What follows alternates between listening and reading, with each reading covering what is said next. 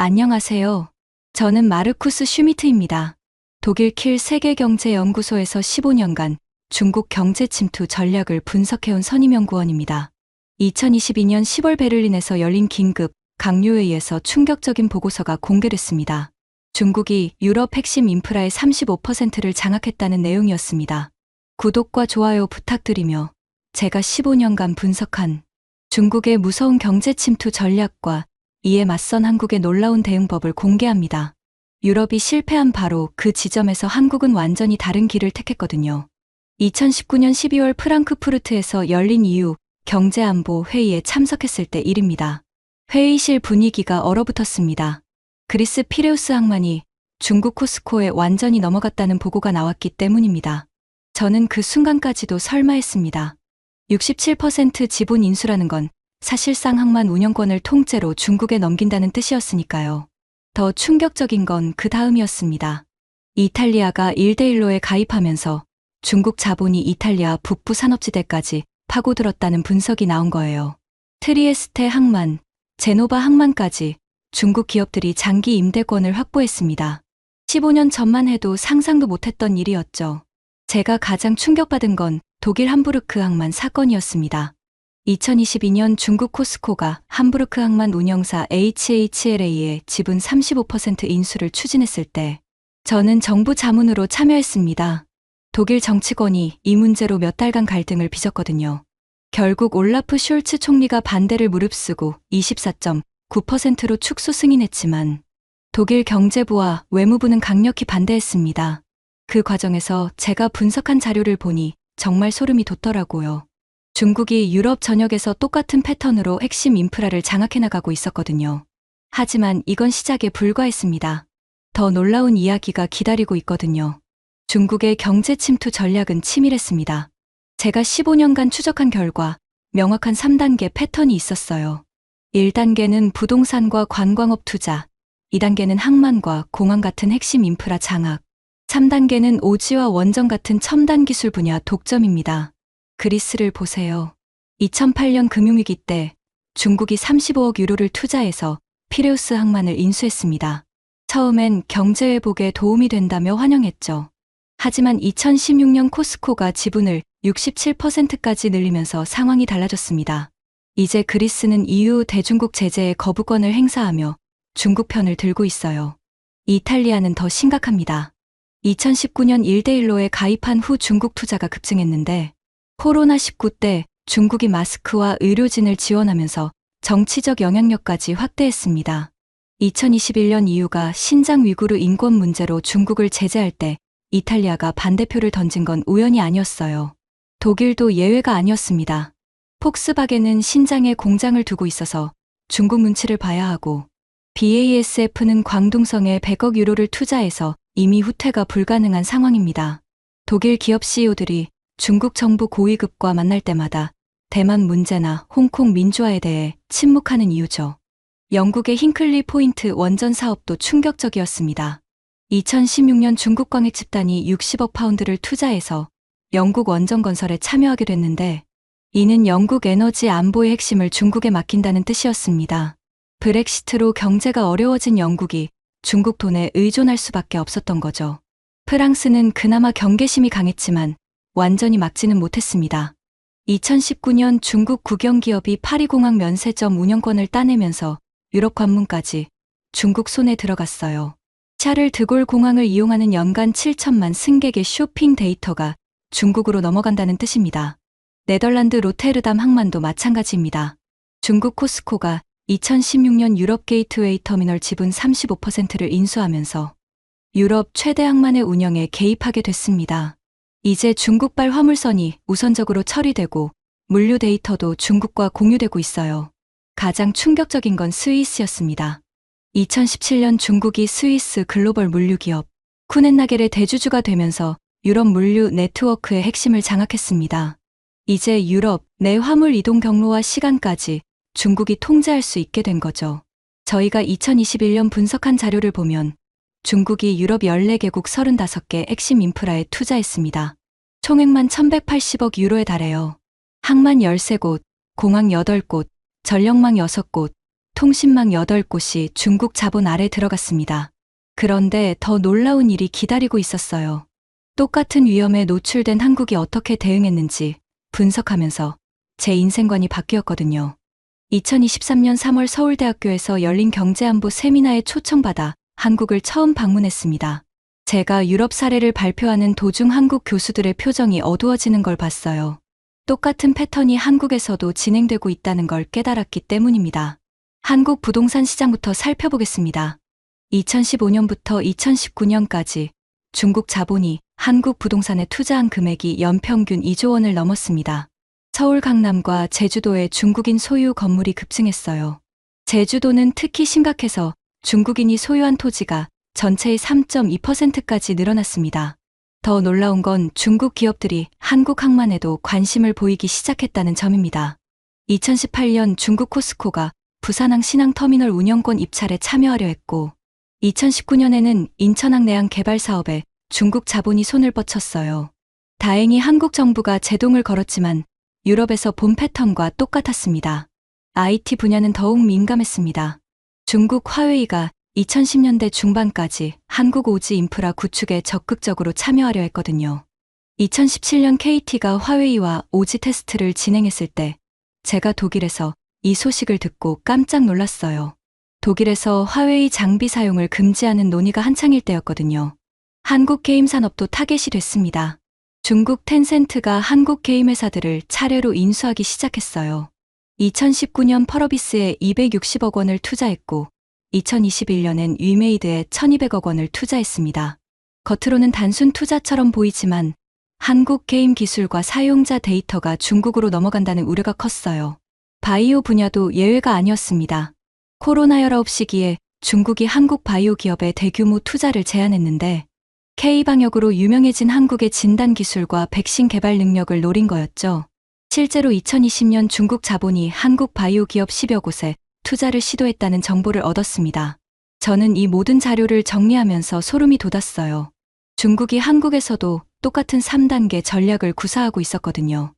1단계로 부동산과 엔터테인먼트에 투자해서 한국인들의 경계심을 낮추고 2단계로 항만과 통신 인프라에 접근하며 3단계로 첨단 기술과 바이오 산업을 타겟으로 삼는 패턴이었습니다. 그런데 한국의 대응을 지켜보니 유럽과는 완전히 달랐어요. 2018년 문재인 정부가 경제안보 위험 요소 사전 점검 체계를 만들면서 체계적인 대응에 나선 거예요. 2019년엔 외국인 투자 촉진법을 개정해서 국가 핵심 기술 분야 투자 심사를 강화했습니다. 특히 인상 깊었던 건 2020년 한국 정부가 화웨이 오지 장비 도입을 사실상 차단한 결정이었습니다. 공식적으론 보안 우려라고 했지만 실제로는 중국의 정보 수집과 인프라 장악을 막으려는 의도였죠. 독일이 2023년에야 화웨이 장비 퇴출 계획을 발표한 걸 생각하면 한국이 3년이나 빨랐어요. 2021년 새 정부 출범 후엔 더욱 적극적으로 바뀌었습니다. 경제안보 특별위원회를 신설하고 국가 핵심 기술 목록을 12개에서 35개로 대폭 확대했어요. 반도체, 배터리, 바이오, 우주항공 등 미래 먹거리 기술에 대한 중국 투자를 원천 차단하기 시작한 거죠. 하지만 진짜 놀라운 건 그 다음이었습니다. 한국만의 독특한 공격적 방어 전략을 발견한 거예요. 2023년 6월 한국 국가안보실을 방문했을 때 제 인생에서 가장 인상 깊은 브리핑을 들었습니다. 한국이 중국의 경제 침투를 막는 동시에 자국 기술로 전 세계 시장을 공략하는 공격적 방어 전략을 구사한다는 내용이었어요. 먼저 방어 체계부터 놀라웠습니다. EU가 2021년 외국인 직접 투자 심사 제도를 도입하는데 5년이 걸렸는데 한국은 2018년부터 2022년까지 단 4년 만에 완전한 경제안보 법제를 구축했어요. 독일 연방정부가 아직도 부처 간 의견 조율로 갈등하는 걸 보면 한국의 속도가 얼마나 빠른지 알 수 있죠. 한국의 경제안보 심사 시스템은 우리보다 훨씬 정교했습니다. 독일은 외국인 투자 심사를 할 때 25% 지분 기준으로 했는데 한국은 10% 지분만 되어도 국가 핵심 기술 분야는 사전 신고하도록 했어요. 심지어 기술 제휴나 합작회사 설립까지 심사 대상에 포함시켰습니다. 유럽보다 2단계는 더 빨랐죠. 더 놀라운 건 전 국민 경각심 시스템이었습니다. 한국은 정부뿐만 아니라 기업과 언론, 시민사회까지 모두 경제안보에 관심을 갖고 있었어요. 2022년 중국 단둥시에서 한국 반도체 기술 유출 사건이 터졌을 때 한국 언론들이 연일 보도하면서 여론이 들끓었거든요.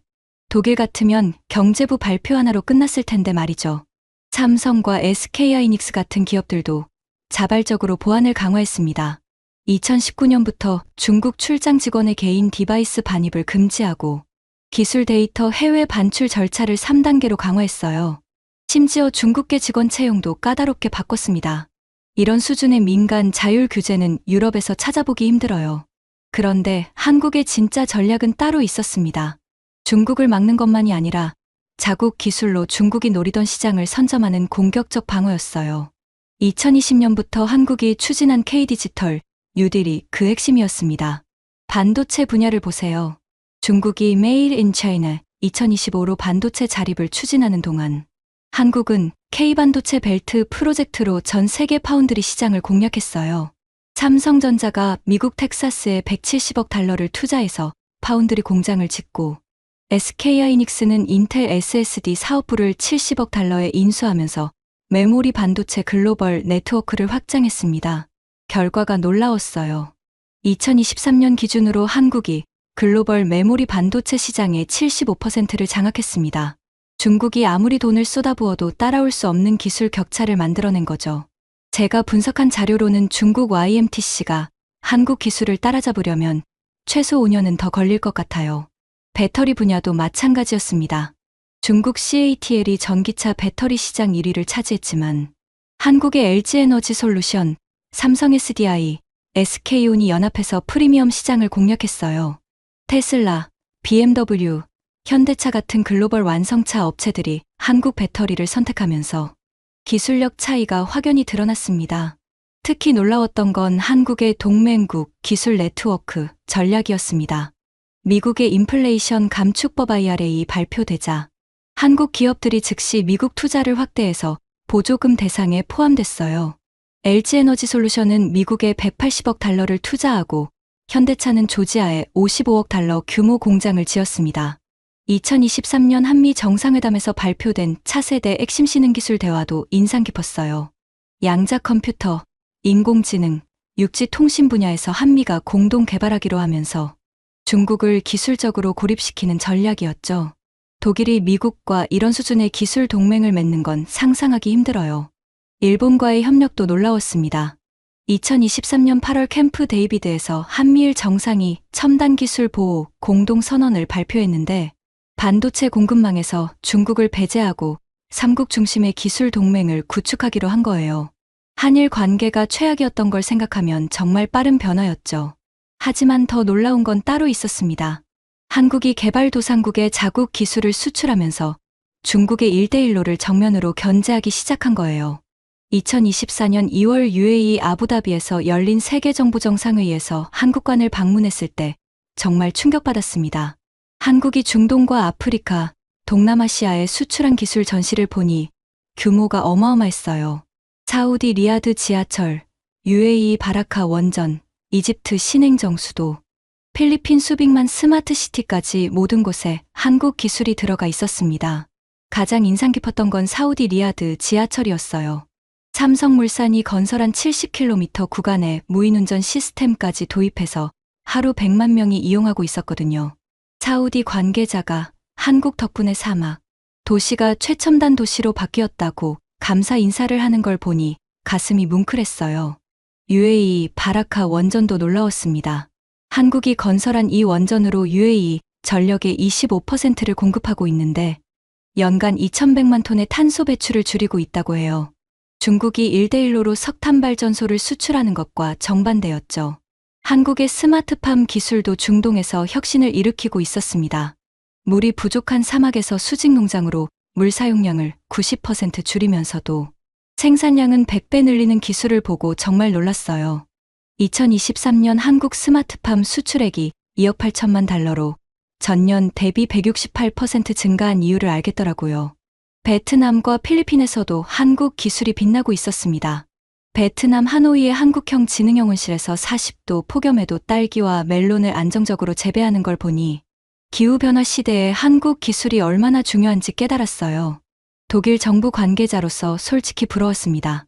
우리는 중국 견제에만 급급한데 한국은 자국 기술로 전 세계에 실질적인 도움을 주면서 동시에 경제적 성과도 거두고 있었거든요. 2024년 한국의 인프라 수출액이 280억 달러를 넘었다는 걸 보면 이게 진정한 공격적 방어라는 생각이 들어요. 한국이 성공한 이유는 명확합니다. IMF 위기를 극복한 경험, 삼성과 LG가 글로벌 경쟁에서 이긴 노하우, 그리고 무엇보다 빠른 의사결정과 실행력이 있었기 때문이에요. 코로나19 때 K방역으로 전 세계를 놀라게 한 것처럼 경제안보 분야에서도 한국이 새로운 표준을 만들어가고 있습니다. 앞으로 한국이 더욱 기대되는 이유는 단순히 중국을 막는 것이 아니라 더 나은 대안을 저는 제시카 톰슨 35세입니다. 친구들은 제스라고 부르죠. 지난 12년간 데이터 센터 냉각 시스템만 파고든 엔지니어예요. 구글에서 시작해서 마이크로소프트를 거쳐 지금은 AWS에서 일하고 있습니다. 오늘 아침 시애틀 본사에서 부팀장인 마크가 저를 불렀어요. 제스, 애리조나 프로젝트 어떻게 생각해? 애리조나 피닉스, AWS 역사상 가장 큰 데이터 센터 건설 프로젝트였습니다. 문제는 그곳의 기후였어요. 여름 평균 기온이 43도, 최고 기온은 48도를 넘나드는 사막 한복판이었거든요. 솔직히 말하면 도전적이긴 하지만 불가능하진 않다고 봐요. 저는 텍사스 휴스턴에서 자랐습니다. 40도가 넘는 더위는 익숙했어요. 게다가 미국 냉각 기술의 최전선에서 일해온 자부심이 있었죠. 캐리어, 트레인, 존슨 컨트롤즈, 이런 브랜드들과 함께 일하며 쌓은 경험이 12년이었습니다. 그런데 말이야, 제스. 이번 프로젝트는 좀 특별해. 마크가 테이블 위에 두꺼운 파일을 놓으며 말했어요. 경쟁 입찰에 참여한 브랜드들을 봐. 우리가 늘 써온 미국 브랜드들도 있고, 한국 브랜드들도 있어. 한국? 저는 속으로 웃었습니다. 삼성과 LG 말하는 거겠죠. 스마트폰이나 TV로는 유명하지만 산업용 냉각 시스템에서는 아직 미국 브랜드들이 압도적이라고 생각했어요. 한국 브랜드요? 가격 경쟁력은 있겠지만 이런 미션 크리티컬한 환경에서는 그게 말이야, 제스. 최근 몇 년간 JD 파워 조사를 보면 삼성이 8개 부문에서 1위를 했거든. 그리고 작년에 페이스북이 오리건 데이터 센터에 LG 시스템을 도입했는데 장애율이 90% 감소했다는 보고가 올라왔어. 잠깐, 그게 사실이라고요? 저는 순간 당황했습니다. 페이스북 같은 회사가 검증되지 않은 브랜드를 쓸 리는 없는데 아무튼 이번 프로젝트는 내가 총괄해줘. 4개 브랜드 모두 실제 환경에서 테스트하고 최종 결정을 내려야 해. 회의실을 나오며 저는 복잡한 기분이었습니다. 한편으로는 커리어에서 가장 큰 프로젝트를 맡게 된 설렘이 있었지만 다른 한편으로는 부담감도 컸어요. 무엇보다 아들 생각이 났습니다. 브래드는 올해 고등학교 2학년이에요. 이혼 후 아이 아빠와 살고 있지만 주말마다 만나거든요. 이번 프로젝트 때문에 6주 동안 애리조나에 있어야 한다고 하니까 브래든이 실망할 것 같았어요. 그날 저녁 브래든에게 전화를 걸었습니다. 엄마, 또 출장 가는 거야? 17세 아들의 목소리에는 체념이 섞여 있었어요. 미안했지만 이 프로젝트는 제 커리어에 정말 중요했습니다. 미안해, 브래든. 하지만 이번 프로젝트가 끝나면 승진할 수 있을 거야. 그럼 더 안정적으로 너와 시간을 보낼 수 있고. 알았어, 엄마. 조심히 다녀와. 전화를 끊고 나니 마음이 무거웠습니다. 하지만 동시에 각오도 다졌어요. 이번 프로젝트는 반드시 성공시켜서 아들에게 자랑스러운 엄마가 되고 싶었거든요. 3일 후 저는 피닉스 공항에 발을 디뎠습니다. 5월인데도 기온이 벌써 41도였어요. 공항에서 나오는 순간 뜨거운 공기가 얼굴을 때렸습니다. 텍사스 더위와는 차원이 달랐어요. 렌터카를 몰고 건설 현장으로 향하면서 저는 다시 한번 다짐했습니다. 미국 기술의 우수성을 증명해 보이겠다고. 한국 브랜드들이 아무리 최근에 두각을 나타내고 있다고 해도 이런 극한 환경에서는 결국 오랜 경험과 노하우가 쌓인 미국 기술이 승리할 거라고 확신했어요. 그때만 해도 저는 몰랐습니다. 제가 곧 경험하게 될 일들이 12년간 쌓아온 모든 편견을 뒤흔들어 놓을 거라는 사실을 말이에요. 피닉스 첫날 아침 숙소에서 눈을 뜨자마자 휴대폰을 확인했습니다. 브래든이 보낸 메시지가 있었어요. 엄마, 학교에서 물리 시험 잘 봤어. 에어컨 원리 문제 나왔는데 엄마 생각했음. 아들의 메시지를 보니 마음이 따뜻해졌습니다. 동시에 미안함도 밀려왔어요. 17살 아이가 혼자 시험 준비하고 결과까지 혼자 받아야 하는 현실이 마음 아팠거든요. 오전 9시 건설 현장에 도착했습니다. 이미 기온이 38도였어요. 현장 매니저인 토니가 저를 맞이했습니다. 50대 중반의 베테랑이었죠. 제스, 어서 와. 오늘 일정 설명해 줄게. 우선 옆에 있는 페이스북 데이터 센터부터 견학하자. 그들이 어떤 시스템 쓰는지 보면 도움될 거야. 페이스북 데이터 센터는 저희 건설 예정지에서 불과 500m 떨어진 곳에 있었습니다. 외관만 봐도 엄청난 규모였어요. 축구장 10개를 합친 크기 정도 되어 보였거든요. 들어가자마자 놀랐습니다. 바깥은 39도인데 내부는 시원했어요. 하지만 더 놀라운 건 소음이었습니다. 이렇게 큰 데이터 센터인데도 에어컨 소음이 거의 들리지 않았거든요. 페이스북의 시설 매니저인 데이브가 저희를 안내했습니다. 30대 후반 정도로 보이는 그는 엔지니어 특유의 꼼꼼함이 느껴졌어요. 여기 오신 걸 환영합니다. 저희 시설이 AWS 분들께 도움이 되길 바라요. 데이브가 저희를 냉각 시스템 구역으로 안내했습니다. 그리고 제가 예상치 못한 광경을 보게 되었어요. 거대한 시르기들이 줄지어 서 있는데 모두 같은 브랜드였습니다. 삼성이었어요. 이거 전부 삼성 제품인가요? 제가 물어보니 데이브가 자랑스럽게 대답했습니다. 네, 맞아요. 2년 전에 전면 교체했거든요. 솔직히 처음엔 망설였어요. 그런데 지금은 최고의 선택이었다고 확신해요. 저는 믿기 어려웠습니다. 페이스북 같은 회사가 검증되지 않은 브랜드를 쓸 리가 없는데 게다가 전면 교체까지 했다는 게 말이 되나 싶었어요. 혹시 이전에는 어떤 브랜드를 쓰셨나요? 캐리어였어요. 나쁘지 않았지만 여름마다 고생이었거든요. 특히 작년 같은 경우에는 데이브가 태블릿을 꺼내서 데이터를 보여줬습니다. 2022년 7월 기록이었어요. 연속 5일간 46도를 넘나든 폭염이 있었는데 그때 캐리어 시스템 중 30%가 과부하로 셧다운되었다는 기록이 있었습니다. 서버 온도가 35도까지 올라갔어요. 다행히 비상 시스템으로 버텼지만 정말 아찔한 순간이었죠. 저는 엔지니어로서 그 상황이 얼마나 위험한지 알고 있었습니다. 데이터 센터에서 35도면 서버가 손상될 수 있는 임계점이거든요. 그래서 삼성으로 바꾸신 건가요?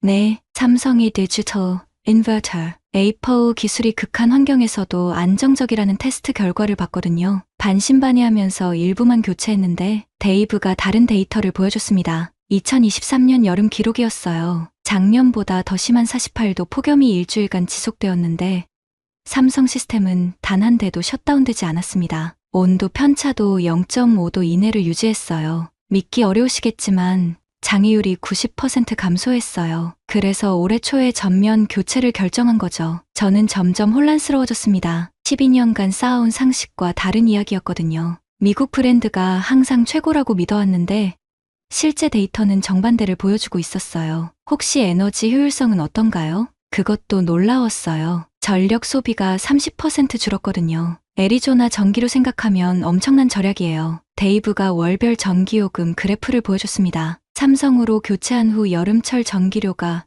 월 85만 달러에서 59만 달러로 줄어든 기록이 있었어요. 연간 300만 달러 이상 절약한 셈이었습니다. 견학을 마치고 나오면서 저는 깊은 고민에 빠졌습니다. 지금까지 제가 알고 있던 상식이 틀렸을 수도 있다는 생각이 들었거든요. 그날 저녁 호텔 방에서 브래든에게 전화를 걸었습니다. 엄마, 어때? 일은 잘 되고 있어? 생각보다 복잡해. 브래든아, 너는 고정관념이 깨진 적 있니? 고정관념이요? 작년에 물리 선생님이 한국인이셨는데 처음엔 영어가 서툴까봐 걱정했어요. 그런데 설명을 진짜 잘하시더라고요. 오히려 미국인 선생님들보다 더 이해하기 쉬웠어요. 아들의 말이 묘하게 와닿았습니다. 어쩌면 저도 비슷한 상황에 있는 건 아닐까 싶었어요. 엄마도 지금 그런 기분이야. 일이 예상과 좀 달라서. 괜찮아요.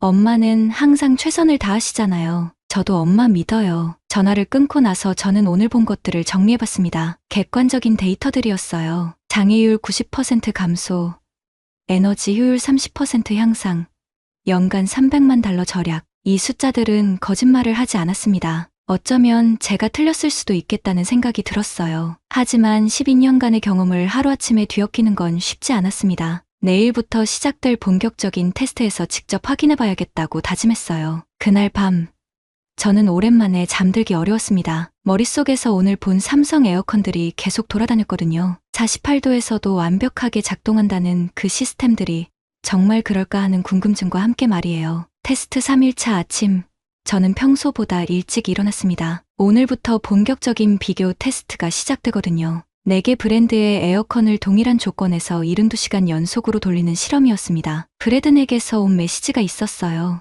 엄마, 오늘 중간고사 마지막 날이에요. 잘 다녀올게요.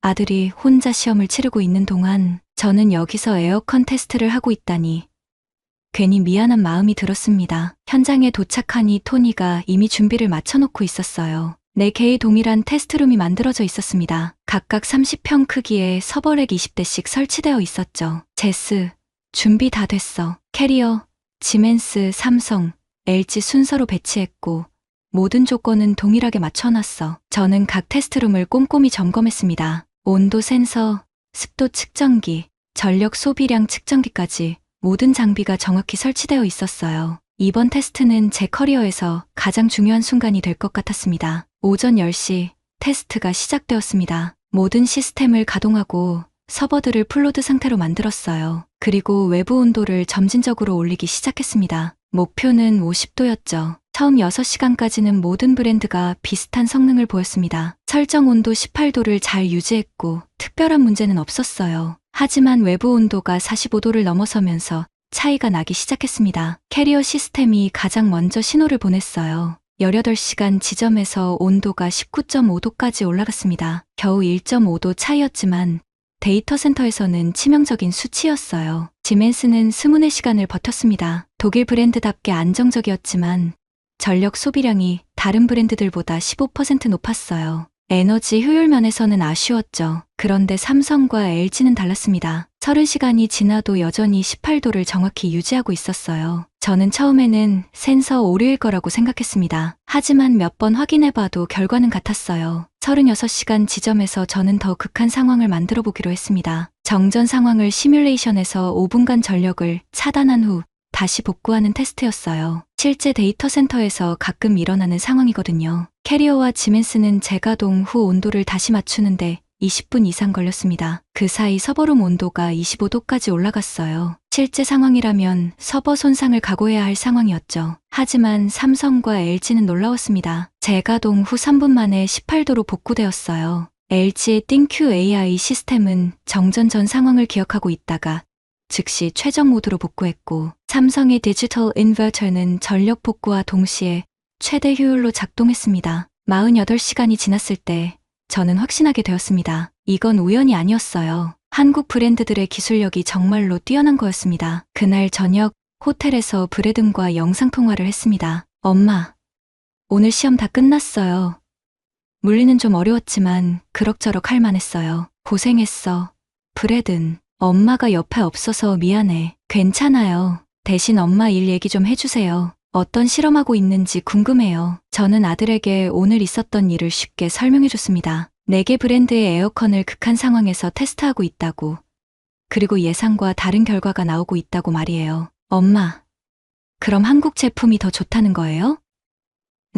적어도 이 테스트에서는 그래 보여. 솔직히 엄마도 놀라고 있어. 그럼 다행이네요. 제 친구 중에 한국계 미국인이 있는데 정말 똑똑하거든요. 엄마도 편견 없이 봐주세요. 17살 아들의 말이 저에게는 큰 깨달음이었습니다. 어쩌면 제가 너무 고정관념에 사로잡혀 있었던 건 아닐까 싶었어요. 60시간 지점에서 저는 마지막 테스트를 해보기로 했습니다. 외부 온도를 52도까지 올리는 거였어요. 애리조나에서 실제로 기록된 최고 온도였거든요. 캐리어는 50시간 만에 포기했습니다. 과부하로 자동 셧다운되었어요. 지멘스는 54시간까지 버텼지만 온도 편차가 심해져서 서버 안전을 보장할 수 없는 상태가 되었습니다. 그런데 삼성과 LG는 여전히 완벽했습니다. 72시간 내내 18도, 0.3도 이내를 유지했어요. 전력 소비량도 다른 브랜드들보다 40% 적었습니다. 테스트가 끝나고 나서 토니가 저에게 말했어요. 제스, 이런 결과는 처음 봐.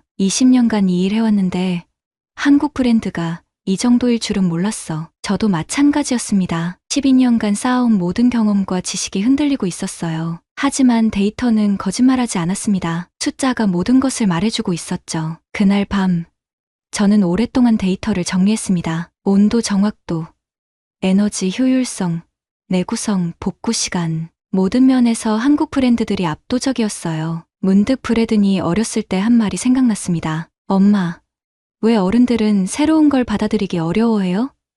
그때는 단순한 아이의 질문이라고 생각했는데 지금 보니 정말 깊은 통찰이었네요. 저는 이제 인정할 수밖에 없었습니다. 적어도 이 분야에서만큼은 한국 기술이 미국을 앞서고 있다는 사실을 말이에요. 12년간의 고정관념을 깨는 것은 쉽지 않았지만 엔지니어로서 객관적인 데이터를 무시할 수는 없었습니다. 내일은 더 극한 상황에서 테스트할 예정이었어요. 하지만 저는 이미 결론을 내리고 있었습니다. 이번 프로젝트의 승자는 이미 정해진 것 같았거든요. 테스트 3주차, 모든 게 계획대로 진행되고 있었습니다. 4개 브랜드의 에어컨 시스템을 나란히 설치하고 72시간 연속 스트레스 테스트를 진행 중이었어요. 캐리어, 트레인, 삼성, LG 각각 동일한 조건에서 48도의 극한 더위를 견뎌내고 있었습니다. 그날 오후 2시 47분, 제가 평생 잊을 수 없는 순간이었어요. 갑자기 모든 조명이 꺼졌습니다. 에어컨들이 일제히 멈췄고 모니터링 시스템마저 블랙아웃 되었어요.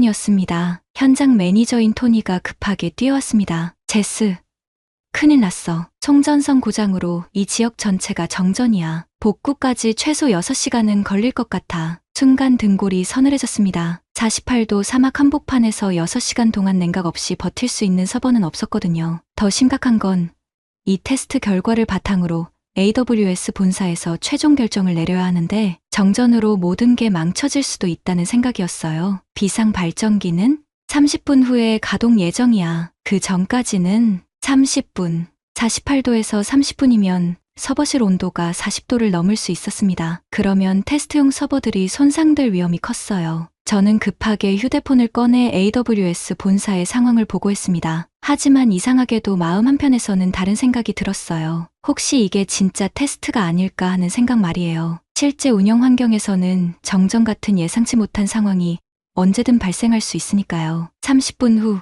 비상 발전기가 가동되기 시작했습니다. 하지만 문제가 생겼어요. 급작스러운 전원 공급 중단과 재시작으로 인해 일부 시스템들이 제대로 작동하지 않았거든요. 캐리어 시스템부터 점검했습니다. 재가동은 되었지만 뭔가 이상했어요. 압축기가 불안정하게 작동하고 있었고 온도 제어가 평소만큼 정확하지 않았어요. 30분간의 정전이 시스템에 무리를 준 것 같았습니다. 트레인 시스템은 더 심각했어요. 재가동 과정에서 오류 메시지가 계속 떴고 수동으로 여러 번 리셋해야 겨우 작동했습니다. 그마저도 냉각 효율이 눈에 띄게 떨어진 상태였어요. 그런데 한국 브랜드들은 달랐습니다. 삼성 시스템은 전원이 복구되자마자 자동으로 부드럽게 재가동되었어요. 마치 정전이 없었던 것처럼 안정적으로 작동하기 시작했습니다. 온도도 즉시 설정값으로 돌아왔고요. LG 시스템은 더 놀라웠습니다. 띵큐 AI 기능이 정전 상황을 학습해서 재가동 시 서버실 온도를 더 빠르게 낮추기 위해 초기 출력을 자동으로 높였어요. 10분 만에 평상시보다 2도 더 낮은 온도로 안정화시켰습니다. 저는 믿기 어려웠습니다. 같은 정전 상황을 겪었는데 브랜드별로 이렇게 차이가 날 수 있다니요. 특히 한국 브랜드들의 자동 복구 능력은 12년 경력의 저에게도 새로운 경험이었어요. 그날 저녁 호텔에서 브래든에게 전화를 걸었습니다. 엄마, 목소리가 피곤해 보여요. 무슨 일 있어요? 17살 아들이지만 저를 너무 잘 알고 있었어요. 목소리만 들어도 제 상태를 파악하더라고요. 오늘 정전이 있었는데 생각보다 복잡한 상황이야. 정전이요? 텍사스 윈터스톰 때처럼요? 브래든이 2년 전 텍사스 대정전을 언급한 거였어요. 그때 저희 집도 3일간 정전되어서 정말 고생했었거든요. 다행히 이웃집 한국계 가족이 휴대용 배터리와 담요를 나눠줘서 버틸 수 있었던 기억이 났습니다. 비슷해. 그런데 오늘 정말 신기한 걸 봤어. 같은 상황인데도 어떤 기계는 바로 회복되고 어떤 건 한참 고생하더라. 그럼 바로 회복되는 게 더 좋은 거 아니에요? 아들의 단순하지만 명확한 말이 저에게 깨달음을 줬습니다. 맞아요. 복잡하게 생각할 필요가 없었어요. 결과가 모든 걸 말해주고 있었으니까요. 엄마, 혹시 그 좋은 기계가 한국 거예요? 저는 깜짝 놀랐습니다. 아들이 어떻게 알았을까요?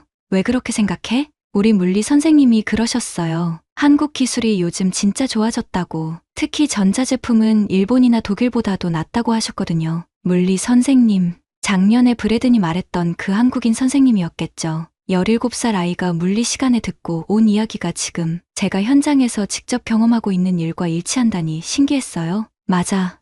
브래든, 오늘 본 건 정말 인상적이었어. 전화를 끊고 나서 저는 오늘 하루를 정리해봤습니다. 정전이라는 예상치 못한 변수가 오히려 각 브랜드의 진짜 실력을 보여준 셈이었어요. 실험실이 아닌 실제 환경에서 말이죠. 데이터도 명확했습니다. 정전 후 복구 시간 삼성 3분, LG 5분, 캐리어 15분, 트레인 23분, 온도 안정화 시간 삼성 8분, LG 10분, 캐리어 25분, 트레인 30분. 숫자는 거짓말을 하지 않았어요. 무엇보다 인상적이었던 건 한국 브랜드들의 자동 복구 시스템이었습니다. 사람이 개입하지 않아도 스스로 상황을 판단하고 최적화하는 AI 기능들이 실제로 작동하고 있었어요. 그날 밤, 저는 12년 만에 처음으로 제 고정관념에 대해 진지하게 의문을 품었습니다. 어쩌면 미국이 최고라는 생각 자체가 편견이었을 수도 있겠다는 생각이 들었거든요. 기술에는 국경이 없다는 말이 있잖아요. 오늘 그 말의 의미를 조금이나마 이해한 것 같았습니다. 좋은 기술은 어디서 나왔든 좋은 거였어요. 그리고 오늘 제가 본 한국 기술은 분명히 좋았습니다. 내일이면 72시간 테스트가 끝납니다. 최종 결과를 정리해서 본사에 보고해야 해요. 하지만 이미 제 마음속에는 결론이 내려져 있었습니다. 객관적인 데이터가 모든 걸 말해주고 있었으니까요.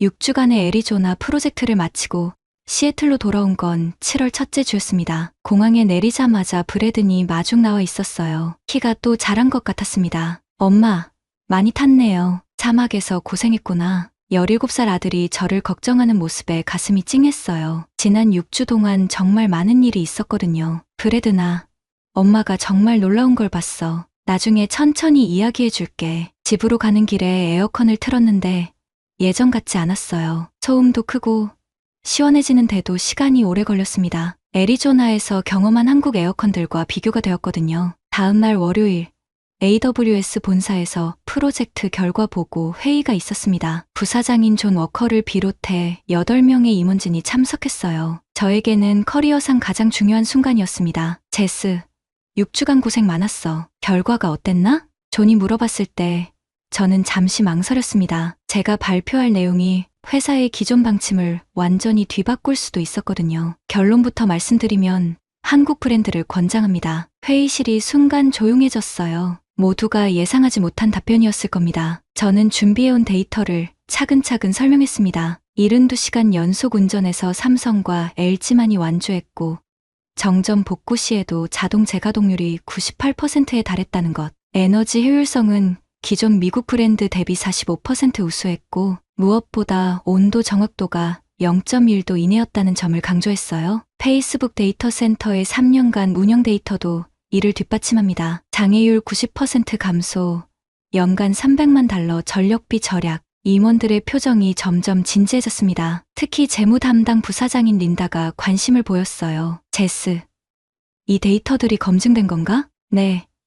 모든 수치는 실제 측정값이고 제3자 검증도 받았습니다. 또한 구글과 마이크로소프트도 최근 한국 브랜드 도입을 늘리고 있는 추세입니다. 회의 후 존이 저를 따로 불렀어요. 제스, 솔직히 말해봐. 개인적으로도 확신하는 거야? 네, 존. 12년간 네 일 해오면서 이렇게 명확한 성능 차이를 본 적이 없어요. 편견을 버리고 보면 한국 기술이 현재 최고 수준입니다. 그날부터 저는 새로운 프로젝트를 맡게 되었습니다. AWS 전체 데이터 센터의 냉각 시스템 표준화 작업이었어요. 사실상 승진이나 다름없었죠. 집에 돌아와서 브래든에게 그 소식을 전했습니다. 정말요? 엄마 승진한 거예요? 그런데 더 중요한 건 엄마가 배운 거야. 고정관념이 얼마나 위험한지 깨달았어. 무슨 뜻이에요? 저는 아들에게 애리조나에서 있었던 일들을 차근차근 설명해 줬어요. 처음엔 한국 기술을 무시했다가 실제 성능을 보고 완전히 생각이 바뀐 과정을 말이에요. 엄마도 처음엔 편견이 있었어. 미국이 최고라고만 생각했거든. 하지만 기술에는 국경이 없더라. 좋은 건 좋은 거고 그걸 인정할 줄 알아야 해. 브래든이 진지하게 들어주었어요. 엄마, 그럼 우리 집 에어컨도 바꿔요. 너무 시끄럽고 전기료도 많이 나와요. 다음 주말 저는 브래든과 함께 가전 매장에 갔습니다. LG 에어컨을 보러 갔어요. 매장 직원이 상세하게 설명해줬는데 DUAL 인버터 기술로 에너지 효율이 40% 개선되고 소음도 절반 수준이라고 했습니다. 엄마, 이거 진짜 조용하네요. 아예 소리가 안 들려요. 브래든이 신기해했어요. 실제로 설치하고 나니 차이가 극명했습니다. 전기료는 30% 줄었고 소음 때문에 잠 못 이루던 문제도 해결되었어요. 2개월 후 AWS에서 중대 발표가 있었습니다. 향후 모든 신규 데이터 센터에 한국 브랜드 냉각 시스템을 표준으로 채택한다는 내용이었어요. 제가 작성한 보고서가 정책 변화의 근거가 되었다고 했습니다. 그날 저녁 저는 브래든과 함께 조용한 우리 집 거실에 앉아 있었어요. 새로 설치한 LG 에어컨이 조용히 돌아가고 있었습니다. 엄마, 자랑스러워요. 엄마가 회사 정책까지 바꾼 거잖아요. 고마워, 브래든. 그런데 정말 중요한 건 다른 거야. 엄마가 열린 마음을 갖게 된 거지. 저는 문득 6개월 전에 제 모습을 떠올렸습니다. 미국 기술에 대한 맹목적 자부심으로 가득했던 모습을요. 지금은 다릅니다. 기술의 우수성은 국적이 아니라 성능으로 판단해야 한다는 걸 깨달았거든요. 최근 회사에서 제게 새로운 제안이 왔어요. 한국 삼성과 LG 본사를 방문해서 차세대 기술을 공동 개발하는 프로젝트였습니다. 1년 전이라면 상상도 못했을 일이에요. 브래드나, 엄마가 또 출장 가야 할 것 같아. 이번엔 한국이야. 한국이요? 우와, 멋있네요. 엄마, K-팝 가수들 만날 수 있어요? 17살 아들다운 반응이었어요. 저는 웃으며 대답했습니다. 그건 모르겠고, 진짜 혁신적인 기술들을 배워올 예정이야. 어쩌면 우리가 상상도 못한 미래를 만날 수 있을 거야. 그날 밤, 침대에 누워 천장을 바라보면서 생각했습니다. 6개월 전만 해도 저는 변화를 두려워하는 사람이었어요. 익숙한 것에 안주하고 새로운 것을 의심부터 했죠. 하지만 지금은 다릅니다. 혁신은 예상치 못한 곳에서 지금 이 순간에도 일본인 9,300만 명이 사용하고 있는 그 앱. 하지만 그들 중 99%가 모르는 충격적인 진실이 있습니다. 지금 보시는 이 영상 끝까지 시청하시면 여러분의 스마트폰에 대한 인식이 완전히 바뀔 것입니다. 구독 버튼을 눌러주시고 일본을 뒤흔든 이 놀라운 발견을 확인해보세요. 지금부터 들려드릴 이야기는 일본 IT 업계에 몸담고 있는 제가 직접 경험한 실화입니다. 저는 다나카 히로시라고 합니다. 도쿄에 본사를 둔 대기업에서 IT 전략을 담당하고 있습니다. 와세다 대학교를 졸업하고 이 회사에서 23년간 일해오면서 일본의 IT 기술력을 누구보다 자랑스럽게 여겨왔습니다. 매일 아침 7시 30분 전철을 타고 출근하면서 습관적으로 스마트폰을 확인합니다. 라인으로 가족들과 안부를 묻고 동료들과 업무 관련 메시지를 주고받죠. 지난 12년간 하루도 빠짐없이 사용해온 일본의 자랑스러운 메신저 앱이었습니다. 그런데 지난달 회사에서 글로벌 IT 트렌드 분석 프로젝트를 맡게 되면서 제 인생이 완전히 바뀌었습니다. 아시아 각국의 메신저 시장을 조사하던 중 우연히 발견한 한 문서가 저를 경악하게 만들었습니다. 2023년 12월 어느 추운 저녁 도쿄 시나가와에 있는 사무실에서 야근을 하고 있었습니다. 모니터에는 아시아 주요국의 메신저 시장 점유율 자료가 펼쳐져 있었죠. 한국의 카카오톡, 중국의 위챗, 그리고 우리, 일본의 라인까지 각국을 대표하는 메신저들의 성과를 비교 분석하고 있었습니다. 하지만 다음 순간 제 눈앞에 나타난 문서를 보고 손이 떨렸습니다. 라인의 개발 히스토리를 다룬 상세 보고서였는데 거기에는 믿을 수 없는 내용이 적혀 있었습니다.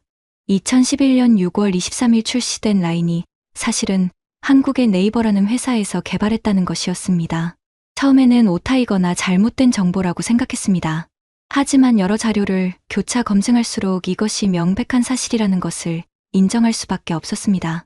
우리가 그토록 자랑스럽게 여겨온 라인이 실제로는 한국 기술로 만들어진 것이었던 겁니다. 그날 밤 집으로 돌아가는 전철 안에서 주변을 둘러보았습니다. 승객들 거의 모두가 라인을 사용하고 있었습니다. 젊은 커플이 라인 스티커를 주고받으며 웃고 있고 직장인 아저씨는 라인으로 가족과 통화를 하고 있었죠. 일본인 9,300만 명이 매일 사용하는 이 앱이 한국에서 만들어졌다는 사실을 과연 몇 명이나 알고 있을까요? 하지만 정말 놀라운 건 그 다음이었습니다. 집에 도착해서 더 자세히 조사해보니 이것은 단순히 라인 하나의 문제가 아니었습니다. 한국의 네이버라는 회사가 보여주는 기술력의 규모가 상상을 초월했던 것입니다. 전 세계 1억 8,600만 명이 사용하는 글로벌 플랫폼을 만들어낸 것은 물론 일본뿐만 아니라 태국에서는 89.2%, 대만에서는 86%라는 압도적인 시장 점유율을 기록하고 있었습니다. 더 깊이 파고들수록 충격적인 사실들이 연속으로 드러났습니다. 일본의 메신저 시장에서 라인이 차지하는 점유율이 무려 83.3%였습니다. 이는 한국에서 카카오톡이 차지하는 95%에는 못 미치지만 그래도 압도적인 일이었죠. 더 놀라운 것은 우리가 글로벌 경쟁자라고 여겨왔던 왓츠앱, 텔레그램, 위챗 같은 서비스들을 모두 제치고 이뤄낸 성과라는 점이었습니다. 특히 미국의 메타가 운영하는 왓츠앱은 전 세계 20억 명이 사용하는 초거대 플랫폼인데도 일본에서는 라인 앞에서 완전히 무력했습니다. 일본 정부의 공식 발표도 대부분 라인을 통해 이뤄집니다.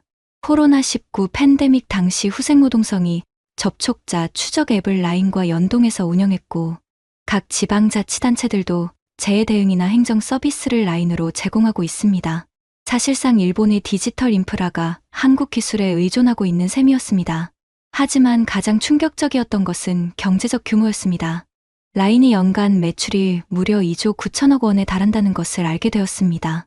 이는 일본 대기업들의 연매출과 비교해도 상당한 수준이었죠. 네이버 전체 해외 매출의 40%를 차지할 정도로 라인은 한국 기업의 글로벌 진출에서 핵심적인 역할을 하고 있었습니다. 광고 수익, 이모티콘 판매, 기업용 API 서비스까지 다양한 수익 구조를 통해 안정적으로 확장하고 있었고 이 모든 수익이 결국 한국으로 흘러들어가고 있었습니다. 일본인들이 라인 스티커를 구매할 때마다 기업들이 라인 광고를 집행할 때마다 한국 기업의 수익으로 이어지고 있었던 것입니다. 기술적 우위도 압도적이었습니다. 네이버는 라인 관련해서만 1,200건 이상의 국제 특허를 보유하고 있었습니다. 그중 일본 특허청에 등록된 것만도 420건이 넘었죠. 영상통화 코덱 기술, AR 이모지 시스템, 사용자 반응, 예측 알고리즘 등 라인의 핵심 기능들이 모두 네이버의 특허 기술을 바탕으로 하고 있었습니다. 그런데 이건 시작에 불과했습니다. 조사를 계속하면서 네이버라는 회사의 전체적인 기술력을 파악하게 되었는데 이것이야말로 진짜 충격이었습니다. 라인은 그들이 가진 기술력의 빙산의 일각에 불과했던 것입니다. 네이버는 한국에서 검색 엔진 시장 점유율 60% 이상을 차지하며 구글과 당당히 경쟁하고 있었습니다. 아시아 지역에서 구글이 아닌 다른 검색 엔진이 이 정도 점유율을 유지하는 경우는 거의 없었죠. 중국의 바이두 정도가 유일한 예외였는데 그것도 정부의 강력한 보호 정책 덕분이었습니다. 하지만 네이버는 순수하게 기술력만으로 구글과 경쟁하며 시장을 지켜내고 있었습니다. 특히 한국어 검색에서는 구글보다 훨씬 정확하고 유용한 결과를 제공한다는 평가를 받고 있었죠. 댓글로 여러분의 경험도 들려주세요. 혹시 라인이 한국 기술이라는 사실을 알고 계셨나요? 네이버의 진짜 기술력은 클라우드 컴퓨팅 분야에서 더욱 확실하게 드러났습니다. 네이버 클라우드 플랫폼이 아시아에서 5위, 한국에서는 1위를 차지하고 있다는 사실을 알게 되었습니다. 2023년 기준으로 일본의 엔티티나 중국의 알리바바 클라우드보다도 빠른 성장률을 기록하고 있었죠. 특히 놀라웠던 것은 한국 정부와 공공기관들의 클라우드 점유율에서 35% 이상을 차지하고 있다는 점이었습니다. 이는 국가 차원에서 네이버의 기술력을 신뢰하고 있다는 증거였습니다. 일본의 디지털청이 여러 보안 문제로 골치를 앓고 있는 것과는 대조적이었죠. 하지만 진짜 충격은 인공지능 기술 분야에서 받았습니다. 네이버가 개발한 팝하고 번역 서비스가 구글 번역보다 뛰어나다는 평가를 받고 있었던 것입니다. 특히 한국어와 일본어 번역에서는 비에리우 스코어라는 번역, 정확도 지표에서 구글보다 3에서 5점이나 앞서고 있었습니다. 제가 직접 테스트해본 결과도 놀라웠습니다. 일본어의 미묘한 경어 표현이나 비즈니스 문서의 복잡한 문맥도 팝하고가 구글보다 훨씬 자연스럽게 번역해냈습니다. 일본인인 제가 봐도 거의 완벽에 가까운 수준이었죠. 클로바라는 AI, 음성 기술도 마찬가지였습니다.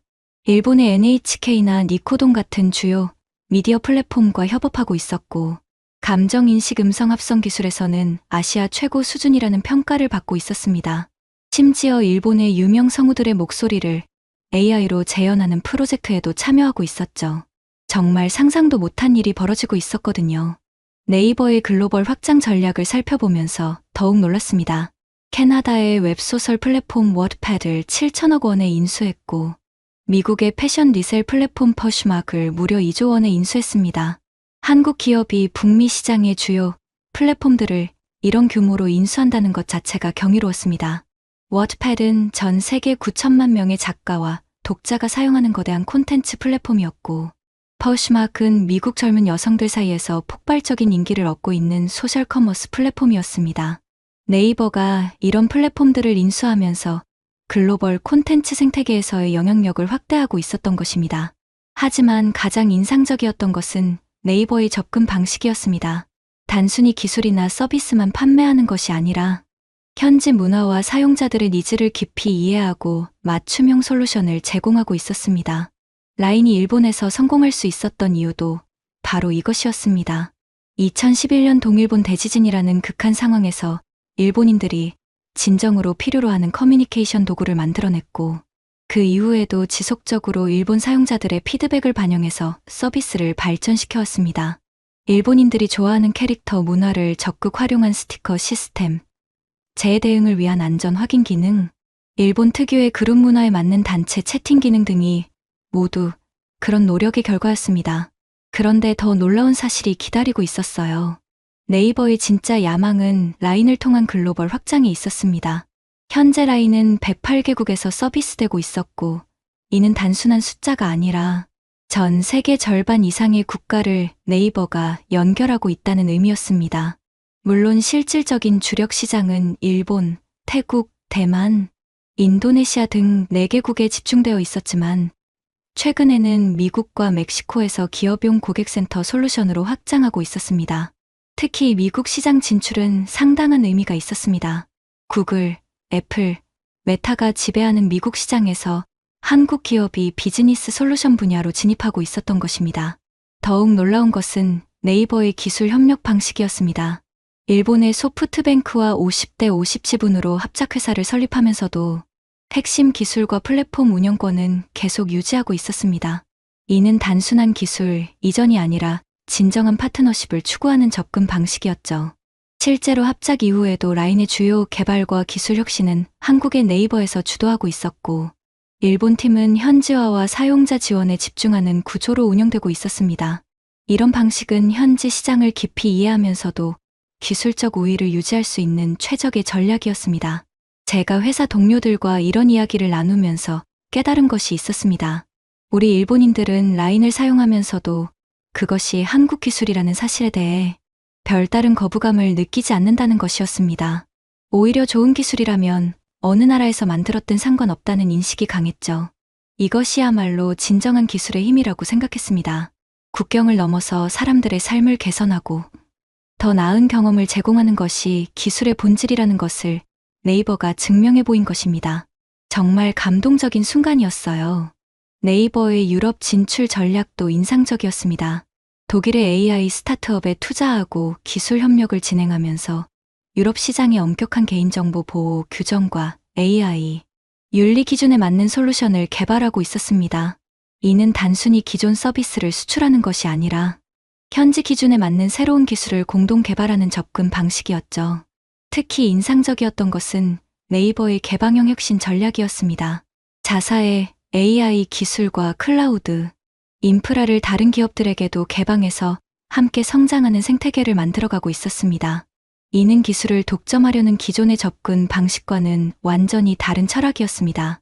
실제로 일본의 여러 스타트업들이 네이버의 클라우드 플랫폼과 AI API를 활용해서 새로운 서비스를 개발하고 있었고, 네이버는 이런 파트너십을 통해 일본 시장에서의 영향력을 더욱 확대하고 있었습니다.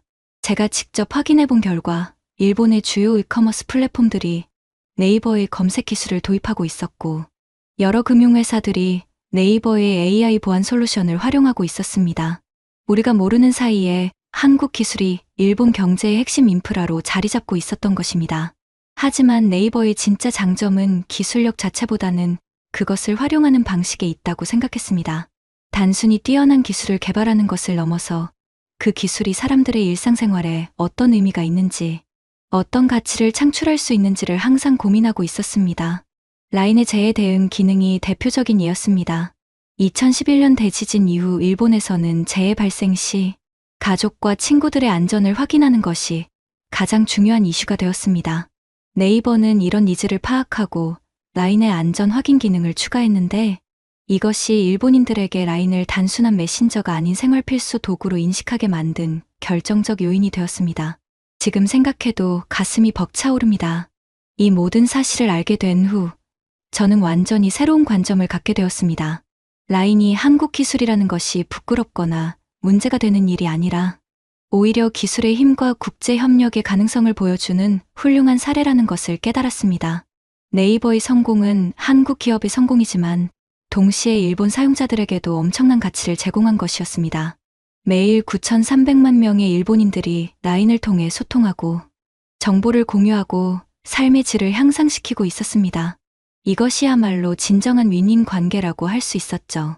더 중요한 것은 네이버가 일본에서 얻은 성공을 바탕으로 더 큰 혁신을 추진하고 있다는 점이었습니다. 일본 시장에서의 경험과 노하우를 활용해서 다른 국가들에서도 현지화된 서비스를 제공하고 있었고, 이를 통해 전 세계 사람들의 소통 방식을 바꿔나가고 있었습니다. 최근에는 AI 기술을 활용한 실시간 번역 기능을 강화해서 서로 다른 언어를 사용하는 사람들도 라인을 통해 자연스럽게 소통할 수 있도록 하고 있었습니다. 이런 기술적 혁신이 계속된다면 언젠가는 언어 장벽이 완전히 사라지는 날이 올 수도 있을 것 같았습니다. 제가 회사에서 동료들에게 이런 이야기를 했을 때 대부분이 긍정적인 반응을 보였습니다. 좋은 기술이라면 어디서 만들었든 상관없다.